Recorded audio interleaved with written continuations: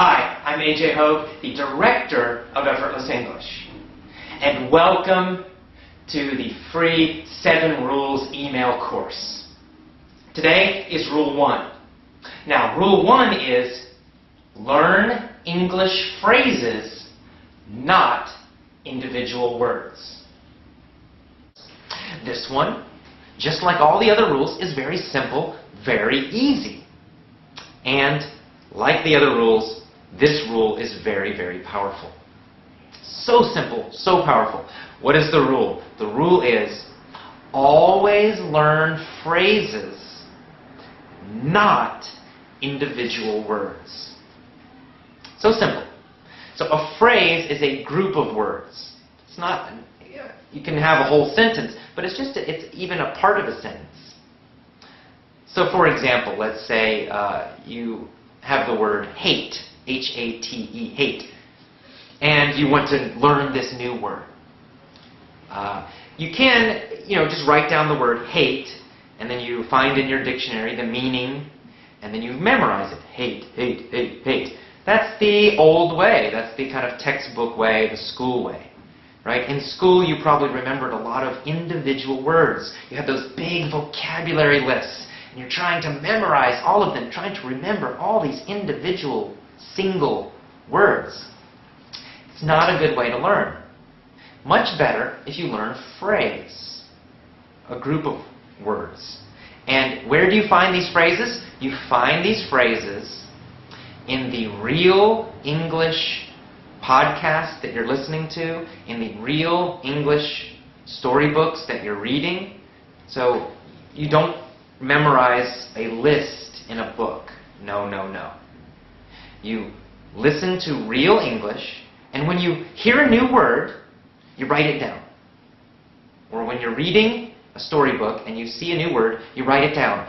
But do not just write down that word. You want to write down the whole phrase or sentence that it's in.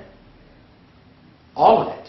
So instead of saying hate, and you just write down hate, you would write down John hates ice cream. You write down the whole phrase. Why do we do this? What's the power of phrases? Well, phrases give you a lot of information, much more information.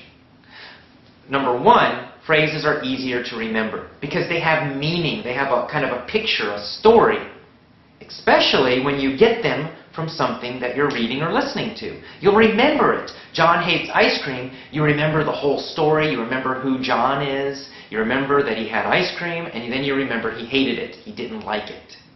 Right? So you have all these extra pieces of information. All this extra information helps you remember the meaning of the phrase and the meaning of that word. So it helps your memory. Much easier to remember. Number 2, there's a bonus. When you learn phrases, you are learning grammar also. You're not only learning an individual word, you're learning grammar. You're learning how to use that word correctly. You don't need to think about the grammar. You don't need to know the rules. It's automatic. This is another way that native speakers learn English grammar.